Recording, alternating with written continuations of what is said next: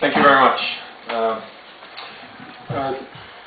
Some of what I'm going to say in the opening parts of my presentation will mesh, I think, quite nicely with what Professor Massimo Pavetti was talking about yesterday in his presentation.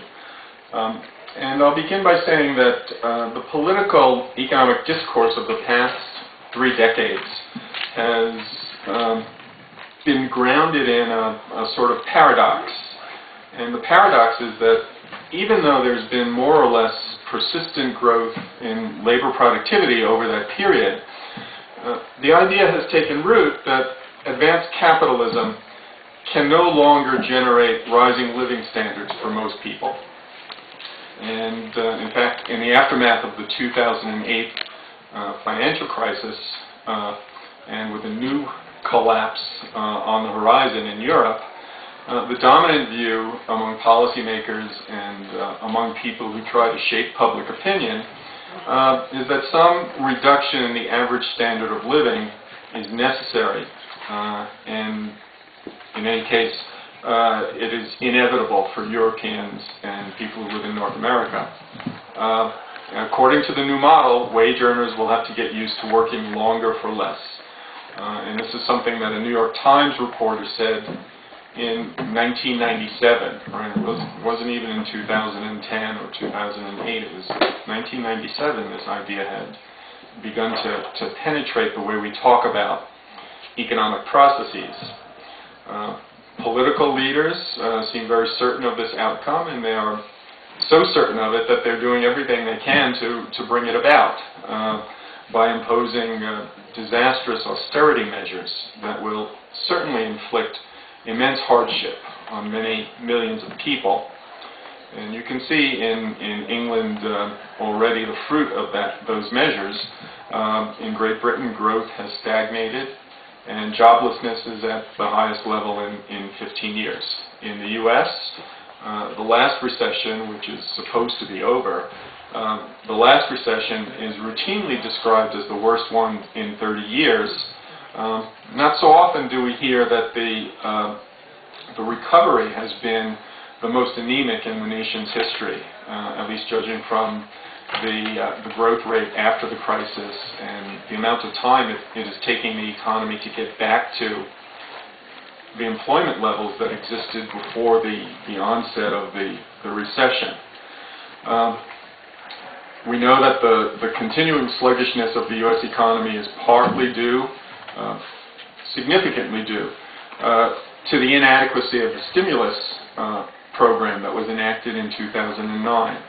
And now we face a situation where alarmist concerns about deficit spending and debt are making further stimulus measures unlikely. Now that stimulus program that was passed in 2009 will expire in 2011, and the possibility, the likelihood of it being renewed is very, very small at this point. The Obama administration acknowledges that a fiscal contraction would be counterproductive, to say the least, until a recovery is assured.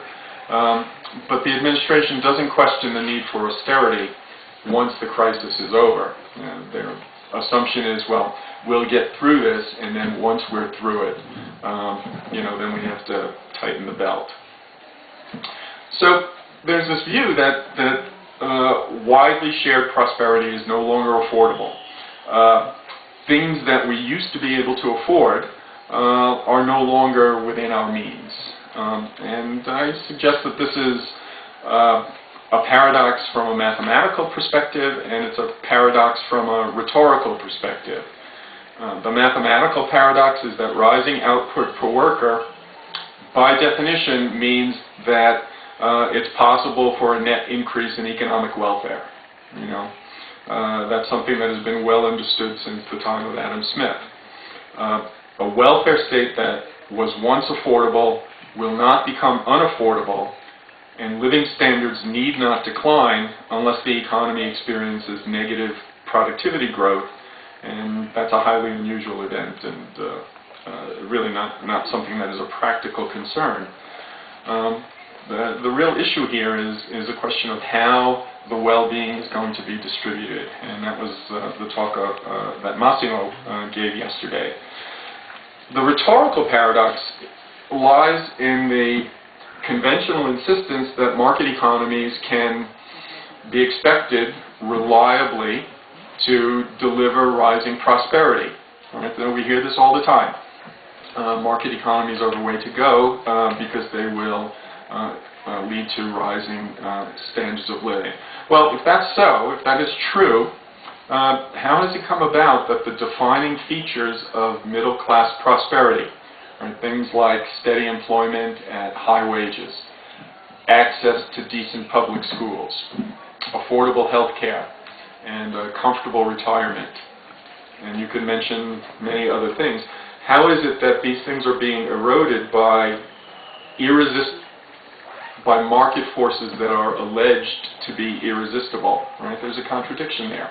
The system raises prosperity, raises well-being, but somehow we can't expect to be as well off as we were 10 or 20 years ago. Now, Keynesian economics, in its various forms, mainstream Keynesianism, post-Keynesian economics, Keynesian economics offers an escape from these paradoxes. The Keynesian response is that a sensible combination of fiscal and monetary policies can ensure the economy's capacity to sustain social programs and public investment, which are necessary for broad-based prosperity. All right, so the idea is that you implement these policies, you keep the system close to full employment, and then the system will continue to generate rising levels of per capita GDP that will sustain all of these foundations, all of these pillars of middle-class prosperity. But the Keynesian response only partially meets the challenge because it overlooks class antagonisms, the class antagonisms that characterize capitalism, and which play a role in any kind of explanation of the deterioration of the standard of living of workers. Kalecki was aware of this limitation. Many of us are familiar with his 1943 paper on the political aspects of full employment, where he observed that permanent full employment gives the working class a stronger hand in wage bargaining, and therefore business interests are always resisting those policies that try to keep the system close to full employment. The American Marxist Paul Sweezy, in The Theory of Capitalist Development, made a similar argument, and I'll quote Sweezy here. He says that his critique of Keynesian theories of liberal capitalist reform starts not from their economic logic, which he considered sound. It starts from their faulty assumptions about the relationship between economics and political action. The Keynesians tear the economic system out of its social context and treat it as though it were a machine to be sent to the repair shop to be overhauled by an engineer state.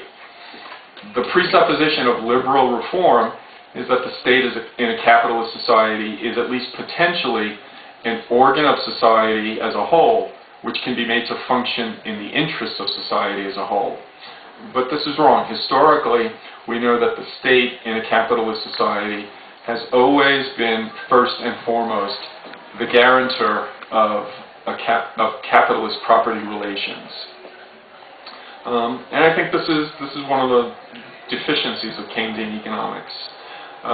Sweezy and Kalecki were writing just as the Keynesian revolution was starting to gather momentum, and that was maybe a little bit early to foresee the dysfunctional byproduct of mainstream Keynesian policy. And that